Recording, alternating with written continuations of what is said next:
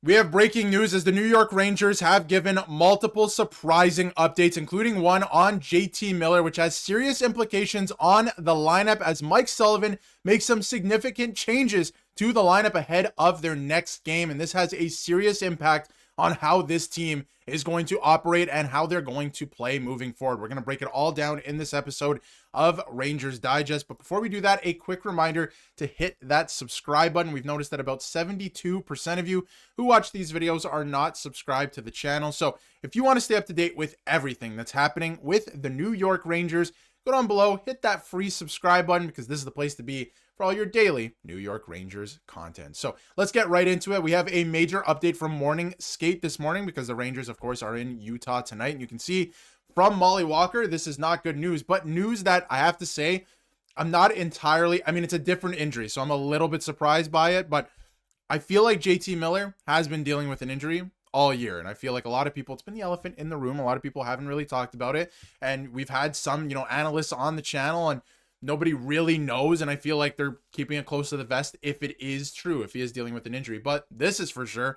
He is now day-to-day with an upper body injury. So he will not be in the lineup tonight after a pretty good performance in Colorado. That was following a poor performance by him in Vegas that he was ridiculed for all over social media and by Rangers fans, of course. But, the game after, he did have a good one in Colorado, but now out day-to-day with an upper body injury. So when you take a look without Miller at the lines for morning skate in Salt Lake City, you can see now it's Panarin, Trocheck, Lafreniere, which we're used to, of course.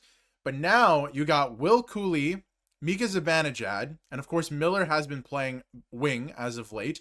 But now you have Johnny Brodzinski on the second line, which I think is interesting. Keep that in mind for a second because I want to get to a point from a Twitter user in a second that a lot of you on the channel are very familiar with that makes a great point this morning about that second line. I'm going to get to that in a second. You can see the rest of the lineup. Shiri, Laba, Radish. Okay.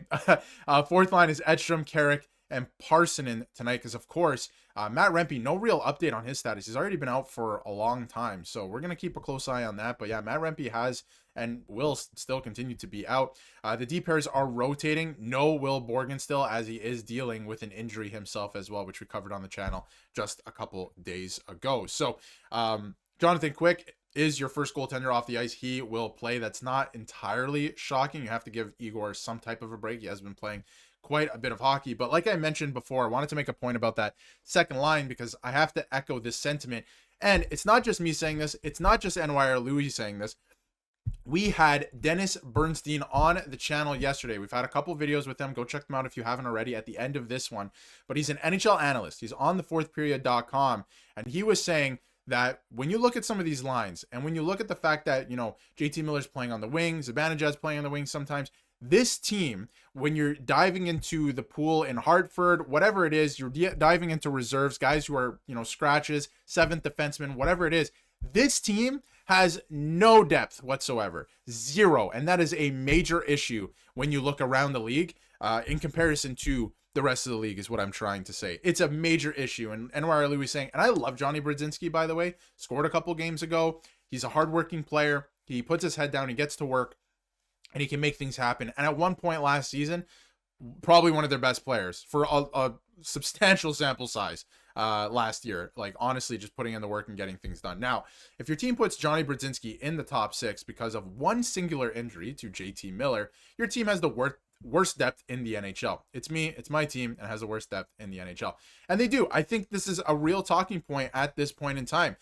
Look at this lineup. Brodzinski, and maybe it's just fit. I mean, maybe I try Radish up there. I don't even know if they'd make that much of a difference. Let's be honest. Brodzinski does play very hard, but that is an issue. If Brodzinski is coming in because of one injury, and we saw what Trocheck being out earlier in the season did to this team as well, you have zero depth. You have zero, no one's capable of coming in and providing that, especially from Hartford. We've seen that, especially from Hartford. And you have NHL analysts like Dennis Bernstein, who's been there, done that, seen everything, saying the exact same things. He was on the show yesterday. He's saying the exact same things, right? So that is an issue. So I'm a little bit worried about that, especially with JT being, they say it's day-to-day, but day-to-day now, especially with the condensed schedule, there are so many teams that are saying it's day-to-day. It turns into week-to-week. It turns into month-to-month. I do suspect he'll be back soon, but that is a little concerning. And I do suspect he's actually dealing with another injury as well, probably a lower body injury that was sustained in training camp. But anyway, to get to the power play units from Molly Walker, of course, as well. Power play 1, you got Fox, Zibanejad, Trocheck, Panarin, Cooley. So not much different than what we're used to the last little while. Of course, without JT Miller. And power play 2 is Scott Morrow, who's still with the team. Forgot to mention that as well. Connor Sheary, Johnny Brzezinski, Alexi Lafreniere, and Taylor Radish. So we'll see what those lines are able to do. Should be an interesting game. And another interesting move that they made today, Talon Boyko has been loaned to Liga. So that is another interesting move as well.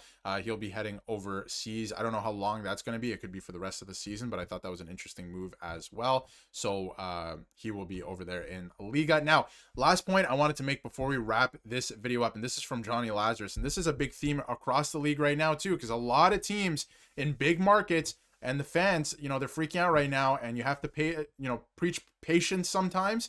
You do. And I've been like, it's such a weird season, guys. It really is, with the injuries and the way that the standings are working.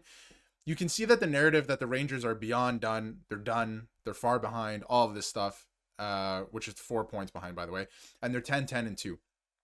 And Johnny's saying, if that's the case, I will happily be delusional. Guys, I have to say, I said at the start of the year, this team, this New York Rangers team, and don't forget to hit that subscribe button if you haven't yet already, this New York Rangers team will make the playoffs. They will make the playoffs. Yeah, 10-10-2 is not great, but look at the West. They're leading the way now. The West is back, right? This Eastern Conference sucks. This Eastern Conference is horrible, specifically the Atlantic Division, but even the Metro. The Rangers are going to make the playoffs this year. They are going to get in. If you look at the standings, and I wanted to bring this up as well because Johnny was pointing this out over the last couple of days. If you look at the Atlantic, separating first and last is like 5 points. It's ridiculous. You have a good week, you're in first place, and you're the Buffalo Sabres, right? So it's absolutely ridiculous when you're looking at the Eastern Conference. Even the Metropolitan, it's a little bit tighter. You have Carolina and New Jersey leading the way. They have more points than everybody else in the conference. But even the Islanders are right there with 26 points. Then when you look at the rest of the conference, 4 points gets you in a divisional playoff spot. The Rangers are a couple good days away from being back in a playoff spot. This team will make the playoffs this year. Will they be a contender? I didn't say that. I did not say that. I'm not making that point. But they will absolutely be in the playoffs this year. So I'm a little concerned about this injury. I have to be honest. I'm very concerned about the depth of this team and the lack of scoring outside of your big guns, right? But I have to say, with how bad the Eastern Conference is this year and the way that this Metro Division looks, I think that they'll be okay and they'll make the playoffs. And it's been a weird year. A lot of injuries, condensed schedule. We'll see how this weekend goes. Jonathan Quick starting in net. He's been really good. Let me know how you feel in the comments below, because this has been an interesting season. Couple good games. You're back in a divisional playoff spot. So we'll see how the rest of the season plays out. Thank you everyone for tuning in, for watching. We'll see you in the next video.